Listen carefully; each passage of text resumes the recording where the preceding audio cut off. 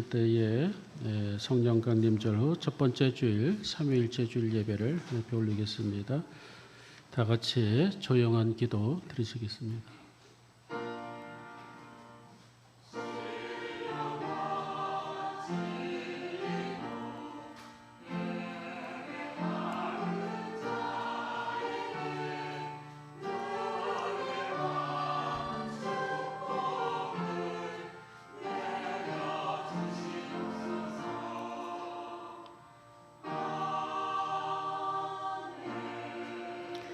하나님의 영이시니 예배하는 자가 영과 진리로 예배할지니라. 영광과 찬양을 받으시기 합당하시고 존귀하신 하나님, 이 거룩한 시간에 우리가 하나님의 보좌 앞에 머리 숙여 경건한 마음으로 예배드리기를 원합니다. 우리의 심령을 새롭게 하여 주셔서 이 예배가 하늘에는 영광이 되게 하시고 우리 모든 예배자들에게 한없는 은혜와 축복의 시간이 될 수 있도록 성령님 임재하여 주옵소서. 우리 주 예수 그리스도 이름으로 간절히 기도드리옵나이다. 아멘. 임재 찬송 다 같이 부르겠습니다.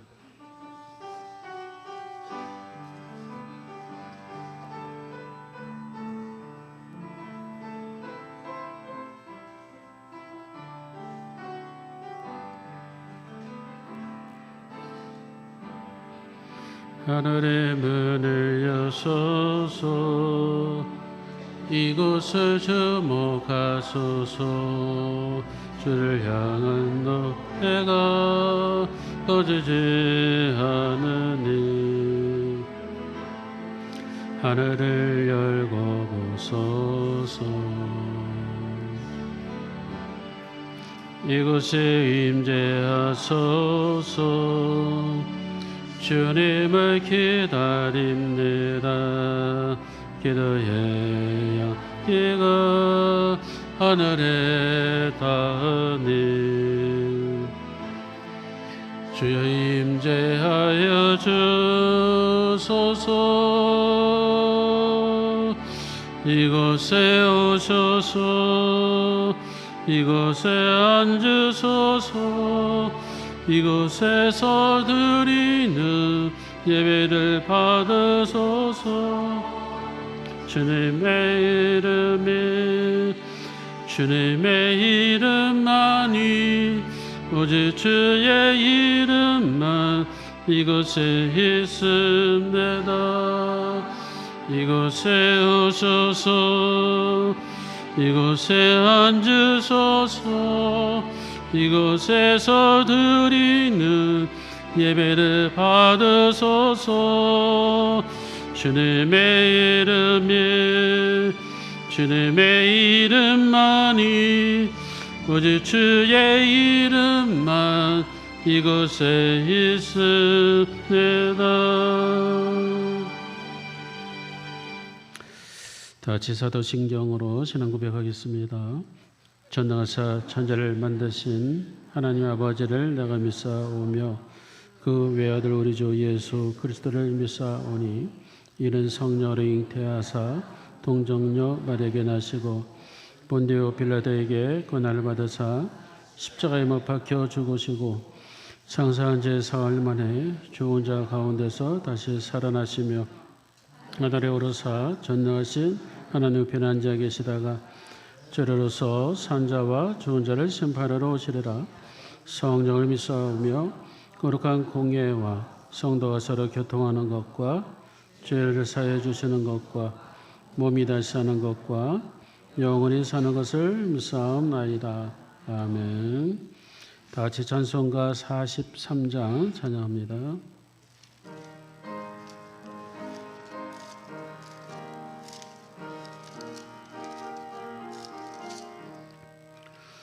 즐겁게 하시길래 반갑고 좋은 날 내 마음을 평게 하니 즐겁고 기쁜 날 이 날에 전함함이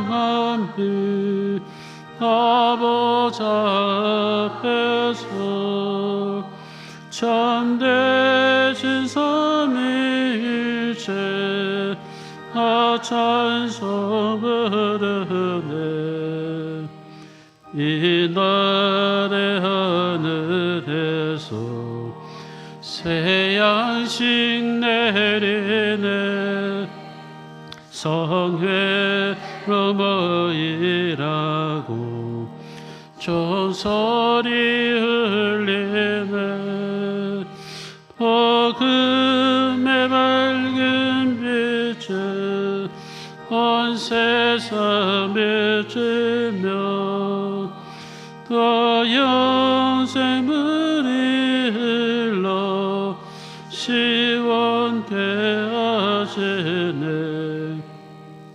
이 주일 지킴으로 새 은혜 입어서 영원히 쉬는 곳에 다 올라갑시다.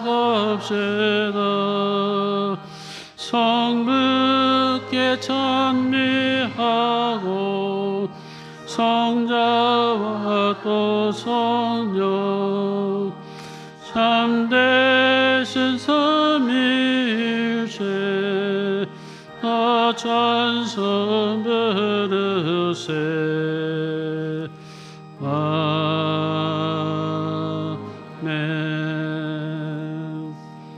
다 같이 자리에 앉으시 바랍니다. 교독문 교독하겠습니다. 교독문 137번 삼위일체 교독문 교독합니다. 예수께서 세례를 받으시고 곤불에서 올라오실새 하늘이 열리고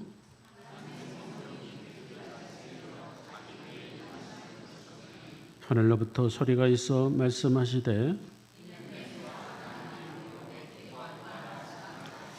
그러므로 너희는 가서 모든 민족을 제자로 삼아 아버지와 아들과 성령의 이름으로 세례를 베풀고 볼지어다 내가 세상 끝날까지 너희와 항상 함께 있으리라 하시니라.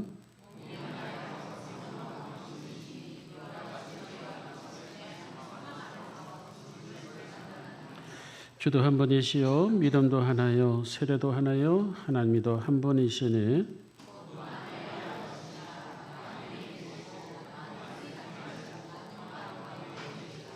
아멘. 예배를 위해서 이태원 장로님 기도 인도해 주시겠습니다. 거룩하신 하나님 아버지, 오늘도 주님의 크신 자비와 인도하심 속에 저희를 예배 자리로 불러주심을 감사드립니다. 주님의 이름을 찬양하며 우리의 심령을 다하여 주께 나아갑니다.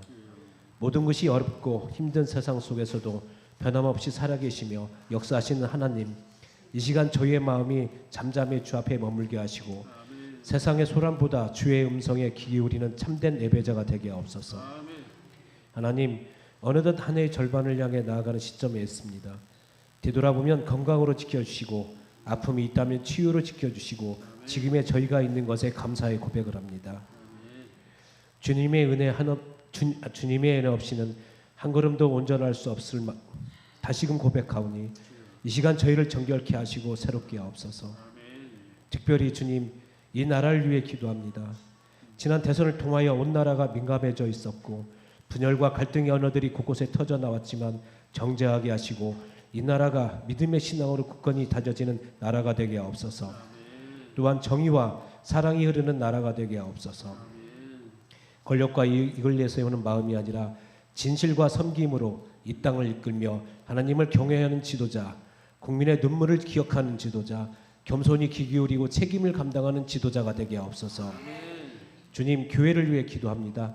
이 시대 교회가 세상의 빛과 소금 되기를 원하오나 때로는 세상의 욕망에 물들고 주님의 영광을 가린 일도 있었음을 고백합니다. 하나님, 이 땅의 모든 교회가 다시 복음의 중심으로 돌아가게 하시고 예수님의 사랑과 진리를 삶으로 살아내는 공동체가 되게 하옵소서. 우리 교회가 있는 이 지역 가운데 참된 평안과 회복의 등불되게 하시고 한 영혼을 귀하게 여기는 교회 되게 하옵소서. 무더위가 다가오는 계절이 다가오고 있습니다. 몸이 연약한 성도들, 예로이 고통받는 이들, 삶의 방향을 잃고 방황하는 이들에게 주님의 이루와 빛이 임하게 하옵소서. 성령의 하나님, 저희 안에서 역사하셔서 낙심한 자에게 소망을, 조급한 자에게 인내를, 자만한 자에게는 겸손을 더하여 주옵소서.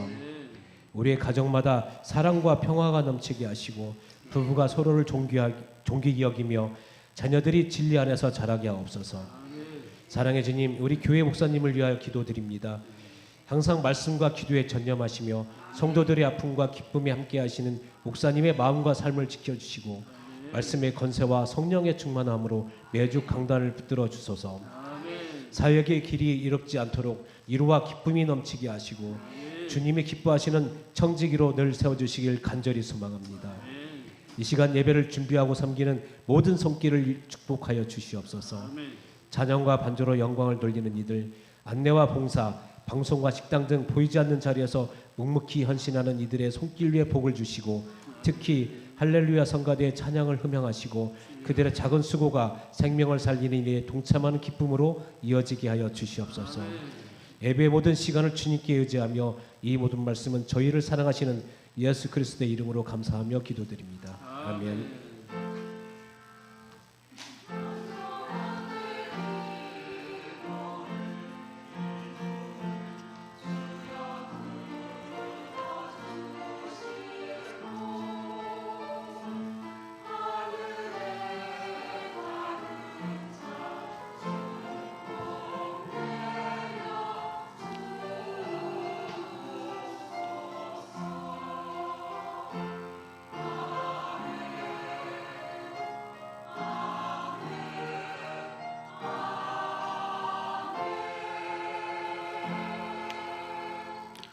오늘 주실 하나님의 말씀은 신약성경 사도행전 16장 6절로 10절까지 말씀 보겠습니다. 214쪽, 215쪽에 있습니다. 사도행전 16장 6절로 10절까지 말씀 한 줄씩 교대로 교독하겠습니다. 성령이 아시아에서 말씀을 전하지 못하게 하시거늘 그들이 부르기아와 갈라디아 땅으로 다녀가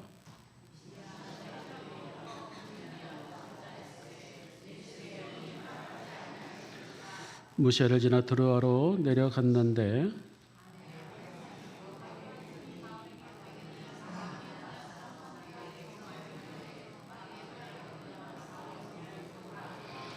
같이 바울이 그 환상을 보았을 때 우리가 곧 마케도냐로 떠나기를 힘쓰니 이는 하나님이 저 사람들에게 복음을 전하라 하고 우리를 부르신 줄로 인정함이라라.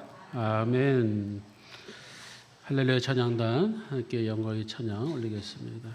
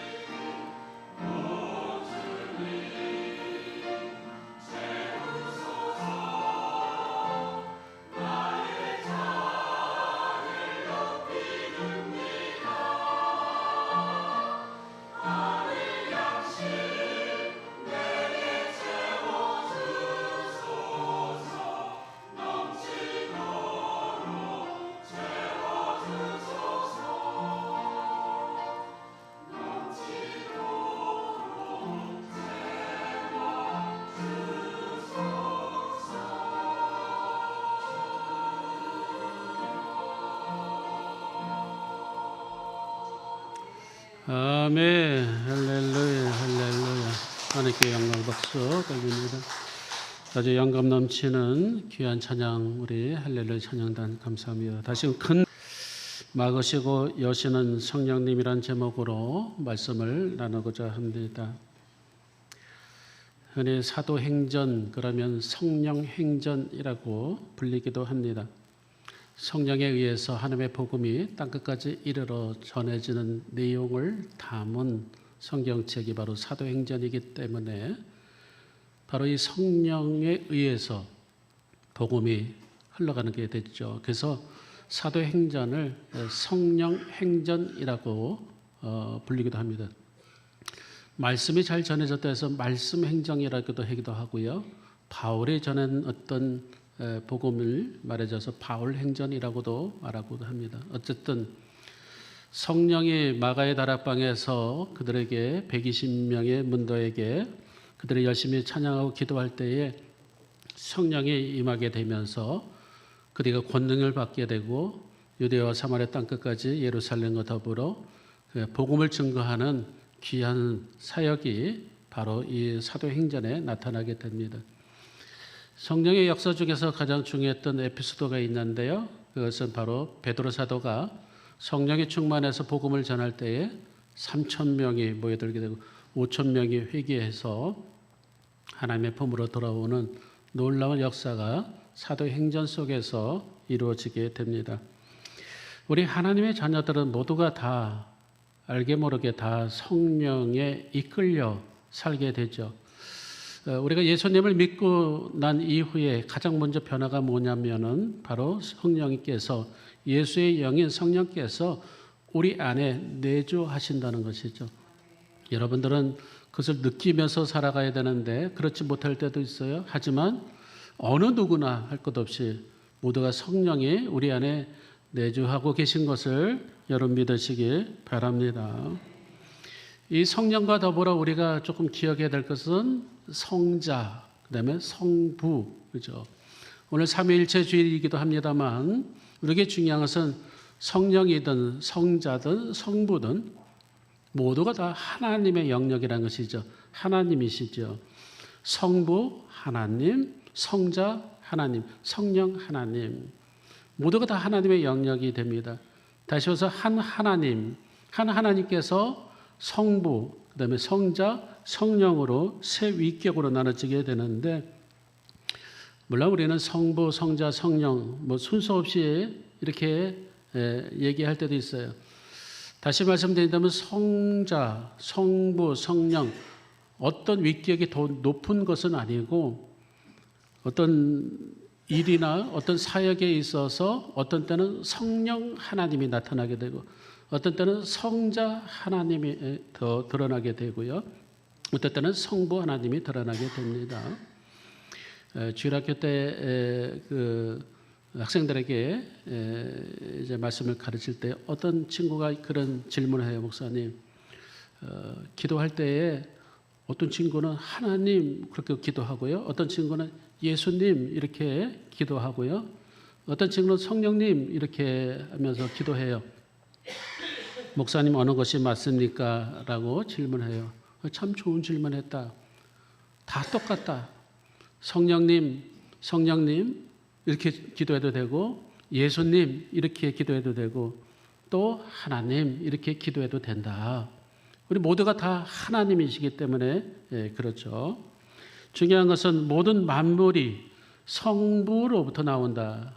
그렇죠? out of 영어인데요. out of 누구로부터 나온다. 모든 만물이 성부로부터 나오고 그 다음에 성자로 말미암고 성자 through 말미암고 통해서 이런 뜻을 가지고 있는데요.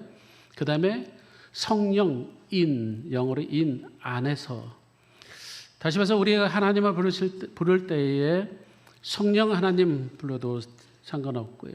성자 하나님 즉 예수님 이름을 불러도 되고 또 성부 하나님 이름을 불러도 상관없습니다. 자, 이 내용에 대해서 가장 정확하게 우리에게 말씀해 주신 말씀이 있는데 요한복음 14장 11절에 보면은 이렇게 기록되어 있습니다. 내가 아버지 안에 있고 아버지께서 내 안에 계심이라 이것을 믿으라라고 말씀해 주고 있습니다. 내가 아버지 안에 있고, 즉 예수님께서 말씀하시는 거예요. 예수님의 어휘록입니다. 지금 예수님께서 말씀하시되 예수님께서 내가 아버지 안에 있고 아버지께서 내 안에 계심을 믿으라라고 말씀해 주고 있습니다. 다시 말씀드린다면은 예수님 안에 하나님 계시고 하나님 안에 예수님이 계시고 하나라는 것이죠. 그러니까 예수님 안에 하나님이 계시고 하나님 안에 예수님이 계시고 우리 안에 예수님이 계시고, 그죠? 우리가 예수님 안에 거하게 되고 예수님이 우리 안에 거하게 되며, 그러면 우리 안에 예수님 안에 계셨던 하나님이 우리에게도 임하게 되죠. 그래서 우리가 하나님을 아빠, 아버지라고 부를 수가 있게 된다는 것, 이게 속성의 교류입니다. 그리고 삼위일체의 3단 논법이기도 합니다. 다시 말씀드린다면 정리하면은 예수님 안에 하나님이 계시고 하나님 안에 예수님이 계시고 우리가 예수님 안에 거하게 되고 예수님 안에 거하신 하나님이 우리 안에 거하심으로 말미암아 우리 안에 하나님이 함께 계신다는 것이죠. 그렇기 때문에 우리는 성부 하나님이든 성자 하나님이든 성령 하나님이든 우리가 하나님을 의지하고 우리가 나갈 때에 성령님은 우리에게 힘을 주시는 것이고 우리 믿음의 원천이 바로 여기에 있다는 것이죠. 로마서 8장 9절에 보면은 만일 너희 속에 하나님의 영이 거하시면 너희가 육신에 있지 아니하고 영에 있나니 누구든지 그리스도의 영이 없으면 그리스도의 사람이 아니라라고 말씀해 주고 있어요. 여러분, 우리 속에는 성령님께서 계시기 때문에 우리는 누구나 다 우리는 그리스도인임을 여러분 확신하시고 이것을 믿음으로 여러분 살아가시길 주님의 이름으로 축원합니다. 우리가 그렇죠. 예수님 믿고 나서 달라진 것이 있다는 한다면 우리 안에 예수님의 영인 그리스도의 영이 우리 안에 임하게 되는 것이고 우리는 주님과 동행한다는 것이 무슨 뜻일까요? 내 안에 계신 예수님의 영과 함께 동행한다는 것이고 그것이 우리가 그리스도인으로 살아간다는 것이죠. 얼마나 감사한 일일까요? 하나님께서 우리에게 하나님의 영, 성령을, 그리스도의 영을 우리에게 주어주신다는 것은 너무나 감사한 거예요. 요한복음 14장 6절 이하에 보면 내가 아버지께 구하겠으니, 즉 예수님께서 이렇게 말씀하십니다. 내가 아버지께 구하겠으니 그가 또 다른 보혜사를 너희에게 주사 영원토록 너희와 함께 있게 하리니 그는 진리의 영이라. 그죠? 내가 너희를 고아와 같이 버려두지 아니하고 너희에게로 오리라 라고 말씀해 주고 있습니다. 하나님의 자녀로서 우리는 성령의 인도하심을 따라서 우리는 살아가야 될 줄 믿습니다. 어떤 일이 있어도 우리는 성령의 인도하심에 따라서 살아가야 되죠. 요한복음 16장 13절에 보면 진리 성령이 오시면, 진리 성령이 우리에게 오시면 그가 너희를 모든 진리 가운데로 인도하시리니 라고 말씀해 주고 있어요. 뿐만 아니라 성령은 우리를 도우십니다. 로마서 8장 26절에 보면은 이와 같이 성령도 우리 연약함을 도우시나니 우리가 마땅히 빌 바를 알지 못하나 오직 성령이 말할 수 없는 탄식으로 우리를 위해서 친히 간구하시느니라 라고 말씀해 주고 있어요. 자, 무슨 뜻일까요? 우리 안에 성령께서 계셔서 때로는 탄식도 하시고 때로는 우리의 발걸음도 인도하시고 우리를 하여금 선한 길로 하나님이 이끄시는 것, 이것은 우리 안에 성령께서 계시다는 것이죠. 자, 그렇다고 한다면 우리 안에 성령이 계실 때에 우리가 길을 가다가, 아니 우리 인생의 어떤 길을 걸어가다가 길이 막힐 때도 있고 또 길이 열릴 때도 있습니다. 길이 막힐 때는 성령이 안 계셔서 막힌 것이 아니죠. 길이 열렸을 경우에 성령께서 계셨다고, 꼭 계셨다고 열린 것 아니라는 뜻입니다. 이를테면 우리 인생길에 막힐 때도 성령께서 함께 하셨기 때문에 막히게 하신 것이고, 우리에게 길이 열려질 때도 성령께서 함께 하셨기 때문에 우리의 길을 열려지게 하시고, 다시 말해서 막힌 것도 다 하나님의 은혜고 성령께서 막히게 하신 것이죠. 우리는 막힌 것을 실패라고 볼 수가 있어요. 그렇게 생각합니다. 그게 아니라는 것이죠. 막힌 것은 실패가 아니라 우리로 하여금 다른 길로 여시는 하나님의 통로가 될 줄 믿습니다. 물론 다 열리는 것 좋죠. 그러나 다 열린다고 그것이 성공의 길일까요? 그렇지 않습니다. 다시 말씀드린다면 막힌 것이나 열린 것이나 모든 것이 다 성령의 인도하심에 따라 사는 것이 매우 중요하다라는 말씀입니다. 오늘 성경에 보면은 사도 바울이 그랬습니다. 사도 바울은 원래 복음을 증거하는 사람이 있죠. 어디를 가나 하나님의 말씀을 전했습니다. 자, 그런데 사도 바울이 다른 일도 아닌데 복음을 전하려 하는데 하나님께서, 즉 하나님의 영인 성령께서 막으신다는 것이죠. 이것을 어떻게 우리가 설명을 해야 될까요? 오늘 성경이 그 말씀을 우리에게 주고 있습니다. 다시 말씀드린다면 사도 바울이 복음을 전하는데, 특히 아시아 쪽에서 복음을 전하는데 성령께서 막으셨다는 것이죠. 그 내용이 나옵니다. 오늘 보면 6절 이하에 보면은 성령이 아시아에서 말씀을 전하지 못하게 하시거늘, 다시 말해서 그 어떤 것도 아닌 하나님의 말씀을 전하려고 하는데 성령께서 지금 사도 바울로 하여금 말씀을 전하지 못하게 하시거늘, 그래서 사도 바울은 브리기아와 갈라디아 땅으로 가려다가 못 갔습니다. 막으니까. 그래서 이 길이 아닌가 보다 하고 사도 바울은 또다시 다른 곳, 아시아 다른 곳 비두니아 쪽으로 가고자 애썼어요. 하지만 역시 성경에 보니까 예수의 영이 허락지 아니하시는지라 이렇게 기록되어 있습니다. 지금 사도 바울은 2차 전도 여행 중입니다. 사도 바울에게 있어서 이 선교 전략, 선교 계획은 자기가 1차 전도 여행했던 곳을 다시 한번 재차 방문해서 그것을 돌아보며 또 그곳에 있는 교회들, 잘못 들어오는 이단 사상들이 있는 교회들을 다시 세워주고 또 다시 돌볼 생각이었습니다. 이것이 사도 바울의 선교 계획이었습니다. 그래서 사도 바울은 지금 1차 전도 여행 때 방문했던 그곳 브르기아, 갈라디아 땅, 또 비두니아 그쪽으로 가서 다시 한번 이렇게 돌아보는 것이 사도 바울의 선교 계획이었습니다. 그런데 보십시오. 원래 본문에 보면 성령께서 막으셨다는 거예요.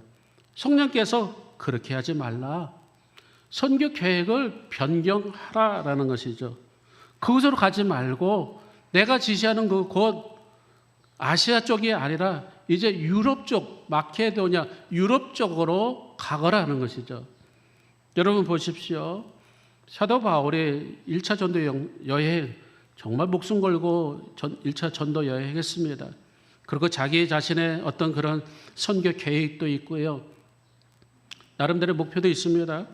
그런데 하나님께서, 성령께서 막으시는 거예요. 이것을 받아들이기가 쉽겠습니까? 쉽지 않죠. 왜냐하면 사도 바울도 한 고집하는 사람이었어요. 하지만 그가 달라진 것은 예수 믿고 난 뒤에 다메섹 도상에서 그 부활하신 예수님을 만난 뒤 이후에 변하게 됐죠. 나는 죽노라, 날마다 죽노라. 그렇죠. 내가 사는 것이 아니라 예수 그리스도께서 주신 그 믿음으로 살아갈 때에 사도 바울의 모습은 달라지게 된 것이죠. 주님께서 가지 말라고 그랬으니 가지 않습니다. 그리고 선교 계획 바꿉니다. 변경합니다. 그리고 마케도냐 쪽으로 건너가게 되죠. 이게 사도 바울의 위대한 점이죠. 다시 말씀드린다면 성령에 따라서 행했던 사도 바울의 모습을 우리는 보게 됩니다. 흔히 개척교회를 하다 보면은 열심히 특심이 될 때가 종종 있습니다. 개척교회를 하다 보면은 이게 내 교회인가 보다 생각하고, 교회도 내가 개척했고 교회도 내가 건축했고 교인이 한 명도 없는데 내가 전도해서 한 명 전도해서 데리고 와서 세례도 주고 또 집사 직분도 주고 권사 직분도 주고 뭐 이러다 보면은 목회자가 착각에 빠질 때가 있어요. 야, 이게 내 교회인가 보다. 내가 전도하고 내가 세례를 주고 내가 직분도 주고 이게 상당히 무모한 거거든요. 그러다 보면 열심히 특심이 될 때가 있어요. 목회 계획을 짤 때도 그렇고 반드시 목회 계획을 짜서 그것을 그냥 관철하려고 무지한 애를 씁니다. 그런데 그런다고 목회 계획대로 1년 목회 계획이 그렇게 되질 않습니다. 전혀 다른 방향으로 나갈 때도 많이 있고요. 상당히 인간적으로 보면 실패할 때도 많이 있습니다. 왜냐하면 목회자가 흔히 범하기 쉬운 실수가 자기 목회를 자꾸 하려고 할 때가 실패할 때죠. 물론 계획은 내가 세우지 모르지만은 목회자가 세울지 모르지만은 이끌어 가시는 분은 성령님 하나님이 이끌어 가신다는 것이죠. 하나님이 인도하실 때에 성령님께서 인도하실 때에 나보다 더 훨씬 훌륭하게 목회를 이끌어 가신다는 것이죠. 문제는 내가 죽는 것이고 사도 바울도 마찬가지죠. 자신이 알고 있던 모든 지식들은 다 배설물로 여겼다라고 그리고 오직 십자가만을 자랑하고 오직 예수만을 전했다라는 것을 우리는 알고 있습니다. 사랑하는 여러분, 우리에게 때로는 아무리 선한 계획이 있다 할지라도 선한 방법이 있다 할지라도 우리 발걸음을 인도하시는 분은 하나님이신 것이고 우리 길을 인도하실 분은 성령 하나님이시라는 것이 있죠.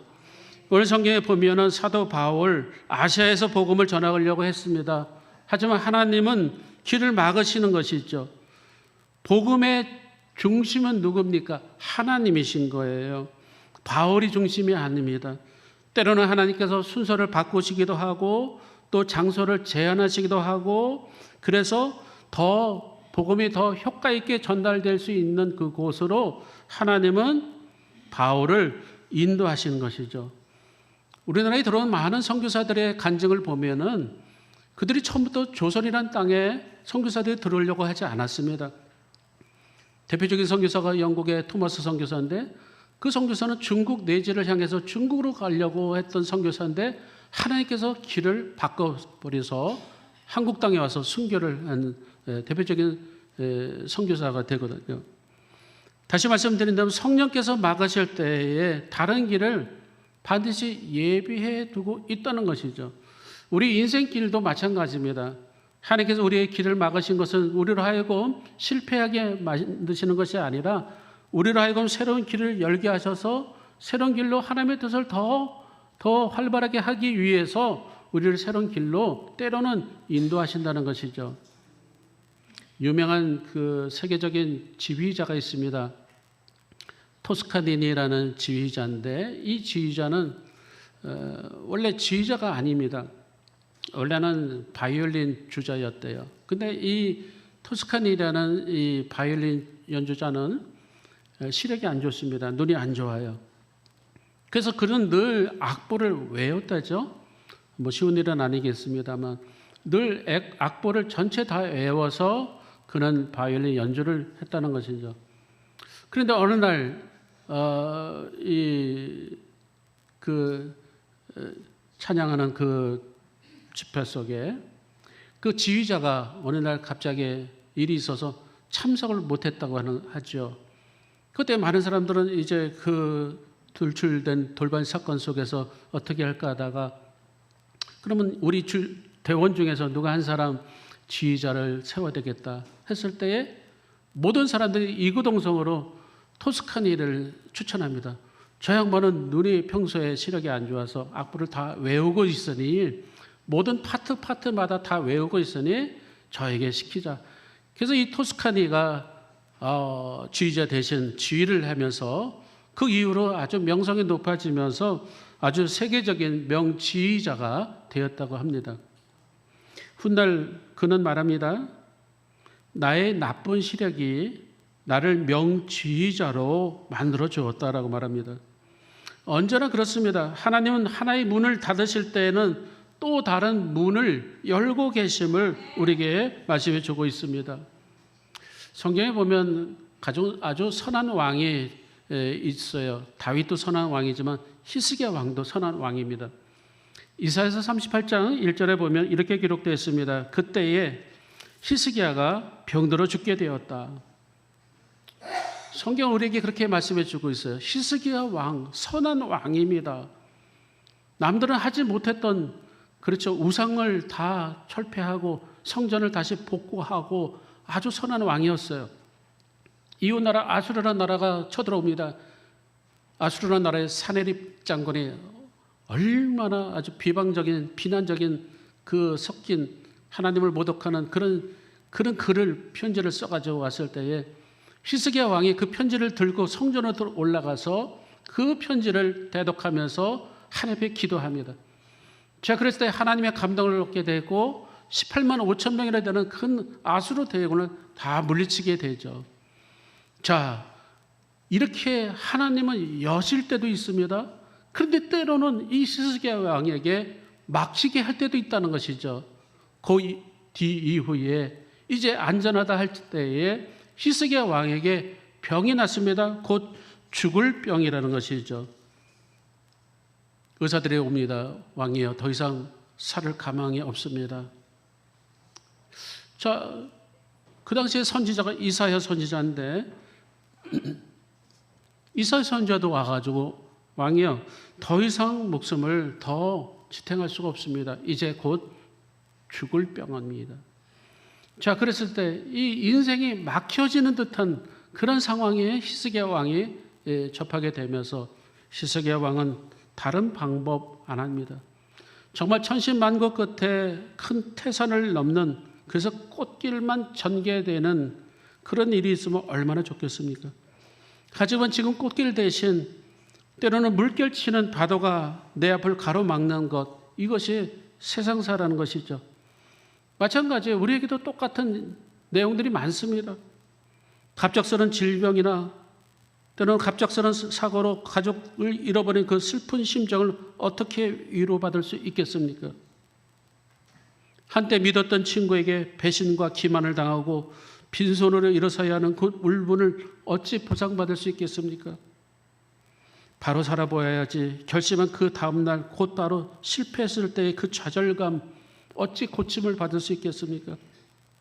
인생의 살벌한 경쟁 대열에서 나고자가 되어 이곳속 저곳으로 밀리는 듯한 그런 실패의 그 수치심을 어떻게 해결합니까? 다시 말씀드린다면 우리에게 어떤 문제가 왔을 때 그것을 피해가면 또 다른 문제가 우리에게 온다는 것이죠. 중요한 것은 사도 바울이나 히스기야 왕이나 열려질 때도 있다면 닫혀질 때도 있는 것이고, 열려질 때나 닫혀질 때나 다 성령님께서 우리와 함께 하신다는 것이고, 그럴 때 우리는 늘 끊임없이 해야 될 것이 하나님 앞에 기도한다는 것이죠. 보십시오. 사도 바울이 아시아에서 복음을 전하는데 맡겼습니다. 그랬을 때 사도 바울이 어떻게 합니까? 좌절했습니까? 하나님 앞에 원망 불평했습니까? 그렇지 않죠. 기도합니다. 사도 바울이 엎드려 기도할 때 환상 속에 마케도냐 사람이 한 사람이 나타납니다. 그냥 나타났겠습니까? 기도하는 중에, 환상 중에 나타났다는 것이죠. 그러면서 손짓을 하면서 건너와서 우리를 도우라 그러죠. 그래서 이 사도 바울은 성령님에 이끌려서 마케도냐를 건너가서 빌립보 성에 가서 복음을 전하게 되고, 그 다음에 유럽 전체에 로마에까지, 황제에까지 복음을 전하게 되고, 그 복음이 미국으로 넘어가고, 미국으로 넘어가서 대한민국으로 들어오게 되고, 이 복음의 순환이 이루어지게 된 것, 사도 바울이 아시아에서만 복음을 전했다면 이런 복음의 혜택을 우리는 받을 수가 없겠죠. 하지만 사도 바울이 복음을 전하러 아시아에서, 그래 바울아, 아시아에서 복음 전하는 것 귀하다. 하지만 내가 너를 향한 뜻은 이제 마케도냐로 가라, 유럽으로 가라, 유럽에 가서 복음을 전하라, 그 뜻이죠. 기도할 때 바로 이와 같은 응답을 받게 되는 것이죠. 히스기야 왕도 마찬가지입니다. 그와 같이 왕이시여, 이제 더 이상 살 수가 없습니다, 이제 죽음을 준비해야 됩니다 라고 들었을 때 히스기야 왕은 성전에 올라가죠. 벽을 향해서 하나님 앞에 눈물로 기도합니다. 하나님께서 그의 눈물을 보셨고 그의 기도를 들으셨다라고 말씀해 주고 있고요. 그와 더불어 그가 병이 고쳐짐을 받을 뿐만 아니라 무려 15년의 생명을 연장시키게 됐고요. 그게 39살이었어요. 그에게는 아들이 없었습니다. 39살에 죽을 뻔했어요. 그런데 15년 생명이 연장되면서 아들을 하나 낳게 되는데 므낫세라는 아들을 낳게 됩니다. 중요한 것은 우리가 성령님과 동행할 때에 길이 닫힐 때도 있고 열릴 때도 있습니다. 우리는 생각하기로 닫힐 때는 안 좋은 것, 열리는 것은 좋은 것 이렇게 생각할지 모르지만 때로는 닫힐 때가 좋은 것이고 열릴 때가 안 좋을 때도 있습니다. 중요한 것은 성령님께서 나와 함께 하시는 것이 중요합니다. 내가 성령님한테 늘 물어보고 어떤 상황 속에서 하나님의 뜻이 무엇인가 우리가 질문하고 물어볼 때에 우리는 성령의 사람이 되는 것이고 우리는 성령에 따라 살아가게 될 줄 믿습니다. 헤럴드 쿠시너라는 유명한 사람이 있습니다. 이 쿠시너라는 이 사람이 쓴 책이 있는데요. 제목이 이렇습니다. 왜 선한 사람에게 악한 일이 생깁니까? 이 책을 썼어요. 왜 착한 사람에게 나쁜 일이 생깁니까? 이런 뜻이겠죠. 이 쿠시너라는 사람이 이 책을 썼어요. 이 책은 CPE, 즉 목회 임상 실습, 목회 상담 실습의 아주 독보적인 책이에요. 바이블 같은 책이에요. 아주 교과서 같은 책입니다. 그래서 많은 전 세계의 목회자들이 이 책을 반드시 꼭 읽고 거기에 따라서 연구를 많이 합니다. 왜 착한 사람에게 나쁜 일이 생기는가? 이 쿠시너라는 사람이 쓴 책인데요. 그 책에 보면은 이런 내용이 납니다. 그에게는 그 쿠시너라는 사람은 목회자입니다. 아주 큰 교회, 대형 교회 목회자고 아주 존경도 한 몸에 받는 아주 유능한 목사님입니다. 그에게는 아들이 하나 있었습니다. 그런데 이 아들이 3개월 때에 열병을 앓게 되면서 아주 중한 병에 걸리게 됐죠. 그런데 이 의사의 판단은 조로증이라고 판명이 납니다. 조로증이라는 것은 일찍 늙어가는 병이라는 것이죠. 이 3개월짜리 아기가 이 조로증에 걸린 거예요. 그러니까 이 3개월짜리 아기가 피부가 이게 좀 노쇠해지고 뭐 이러는 거예요. 그러니까 10살 때까지 잘 키웁니다. 그래도 10살 때는 완전히 80 그 나이 같은 그러한 아주 노쇠가 됐어요. 결국은 일찍 죽습니다. 그때 이 쿠시너 목사님의 마음속에 너무 힘든 거예요. 내가 열심히 주의 일을 위해서 열심히 살아보려고 노력했는데 내가 믿음으로 살아가려고 했는데 내가 정말 선하게 착하게 하나님의 뜻대로 살아가려고 했는데 왜 나에게 이런 고통을 줍니까? 그 아들의 그 서서히 죽어가는 그 모습을 보면서 이 사람이 책을 쓰게 된 책이 바로 왜 선한 사람에게 나쁜 일이 생깁니까? 이 신정론에 대한 그런 내용이거든요. 많은 목회자들, 신학자들이 또 신학생들이 이 책은 반드시 한번 통과를 해야 되죠. 자, 여기서 이 쿠시너라는 이 목사님이 마지막 결론을 내리는데 이런 결론을 내립니다. 첫째로 우리 인생의 모든 고난은 나 혼자만 당하는 것이 아니다. 그가 그 책 속에서 하나님께서 뭐 다시 아기를 살려주셨습니다. 뭐 다시 기적이 일어났습니다. 이런 거 아니었어요. 하나님의 아들 거둬갔습니다. 하지만 그 아픔 속에서 이 쿠시너라는 그 목사님이 결론을 지은 건 뭐냐면 우리 인생길에서 고난이라는 것은 나 혼자만 당하는 것이 아니다. 많은 사람들이 다 똑같이 고난을 당한다는 것이고요.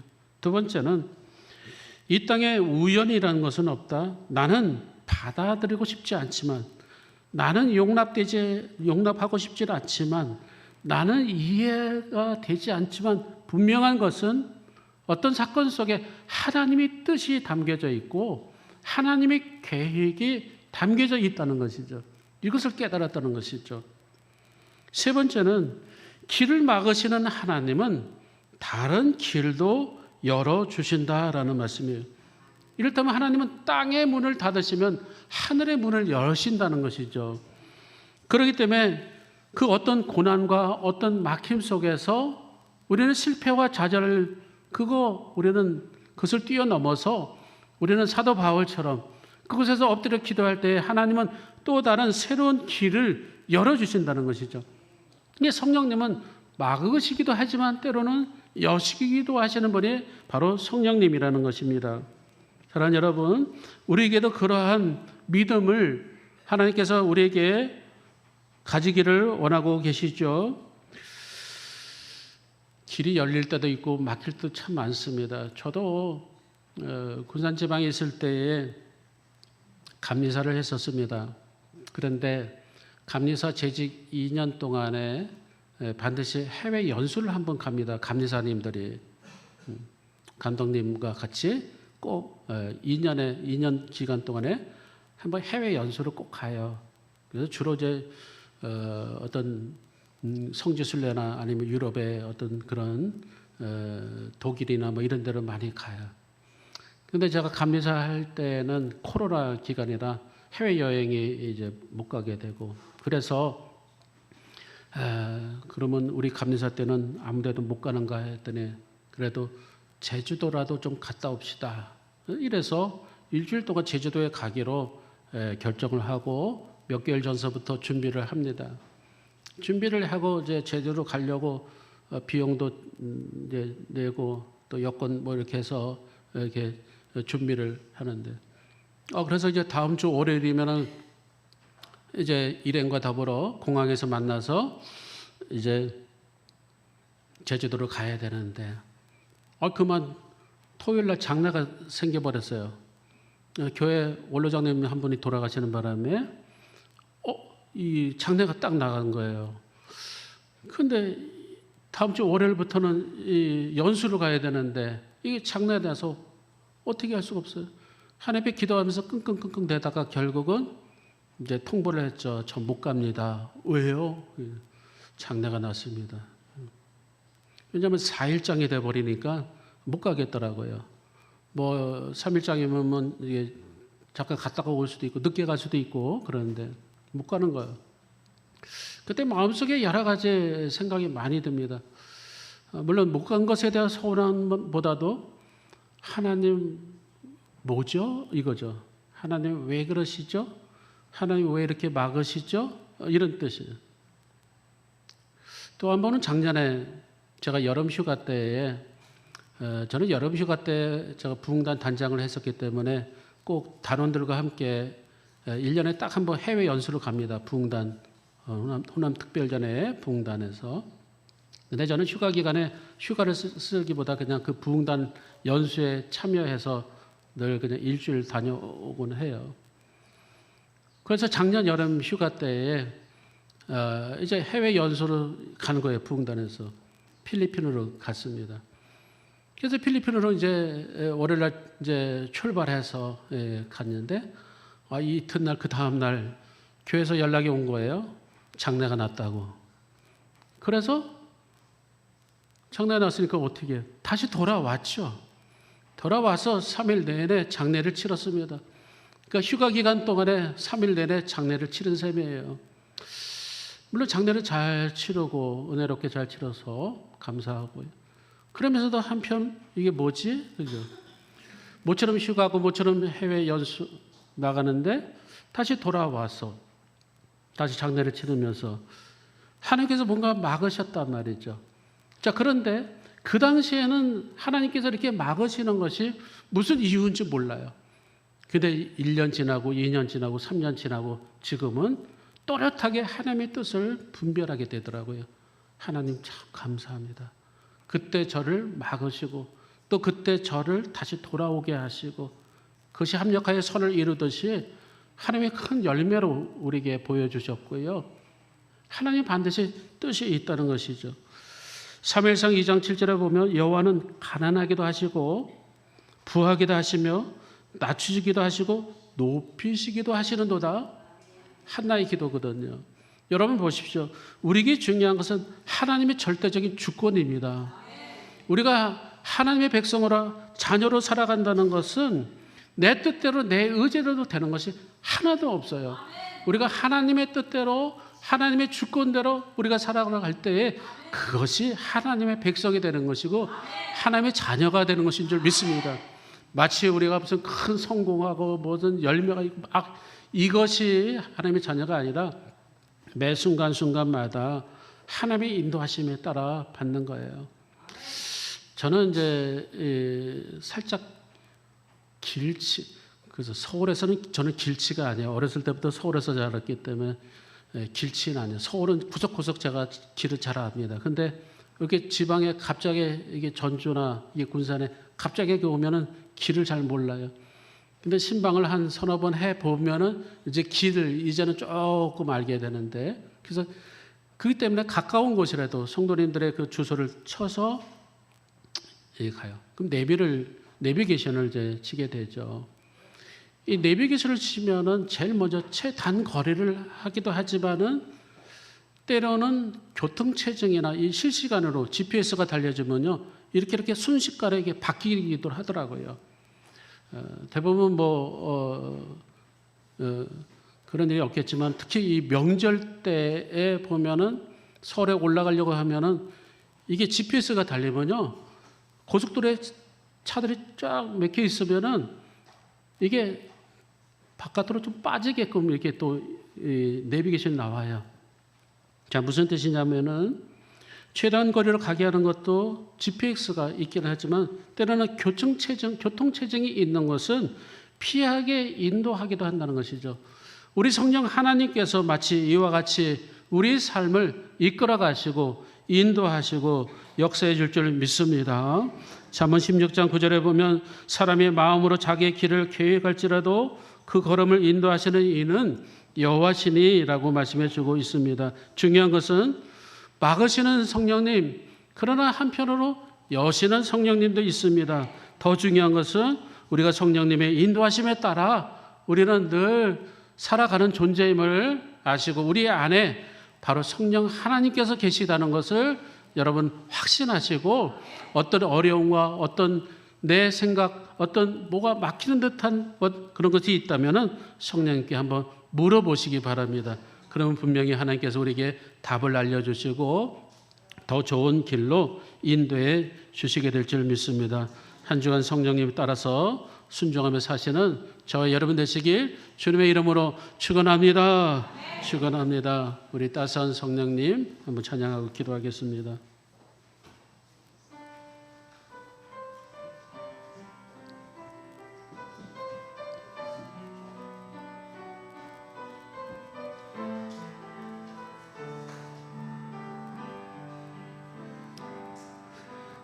따스한 성령님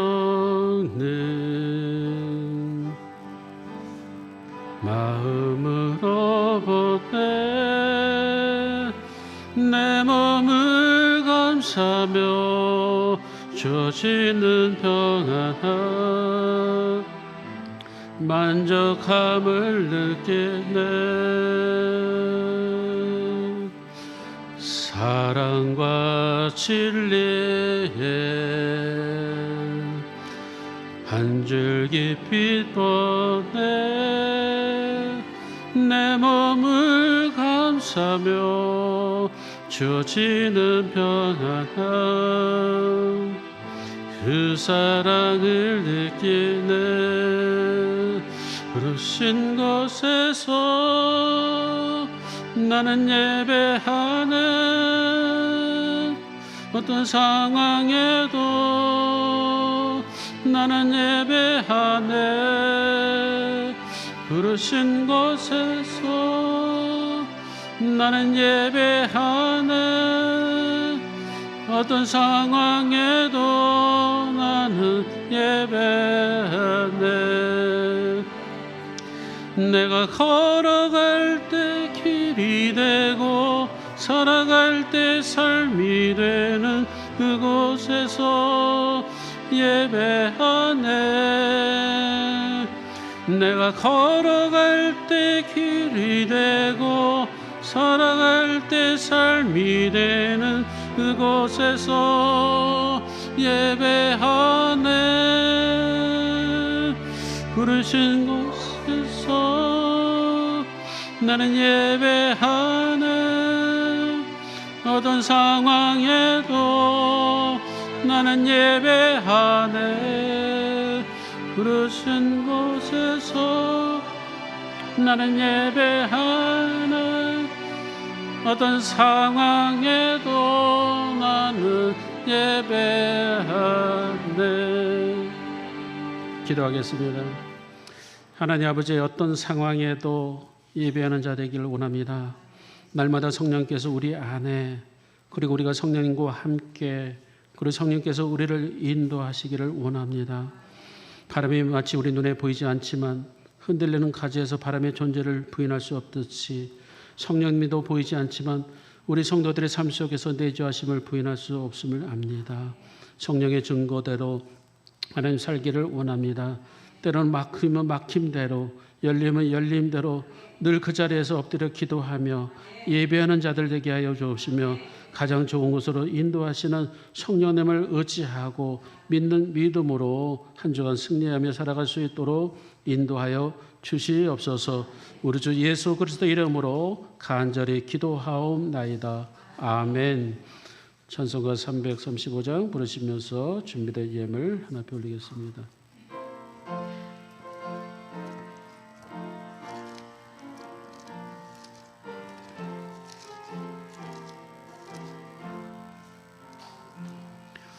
그가 놀라운 평화가 내게 있네. 이 세상에는 없는 평화. 나의 영혼 감어 주께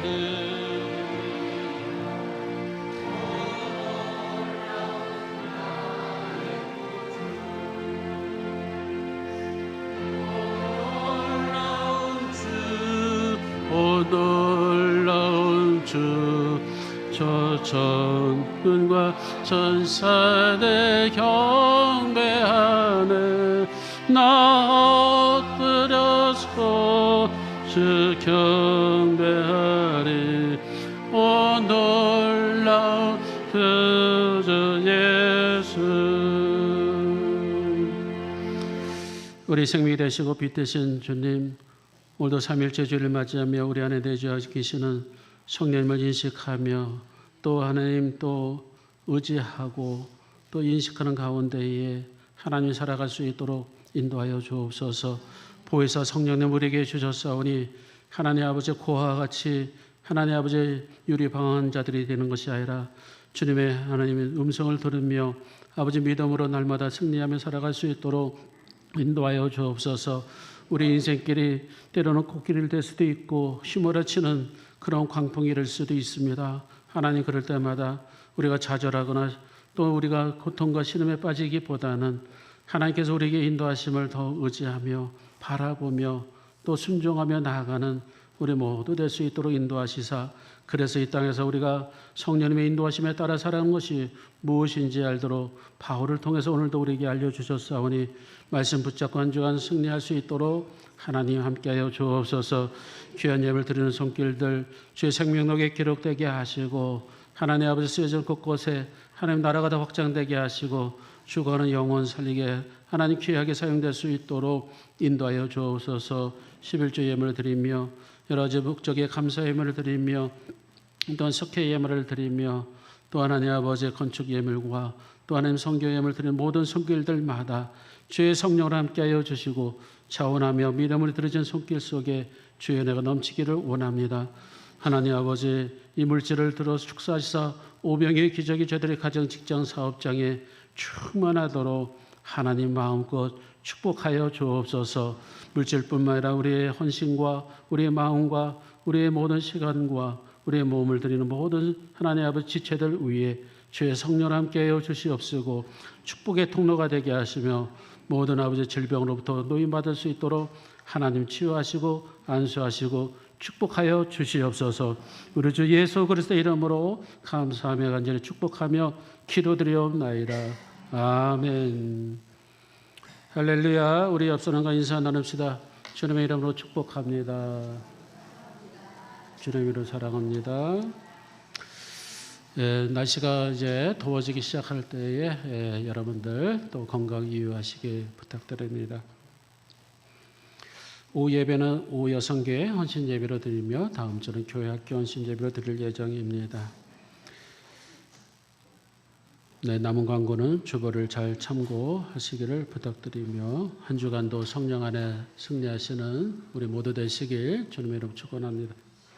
다 같이 일어나셔서 결단 찬송 620장 1절 부르시고 축도함으로 2부 예배를 마치겠습니다.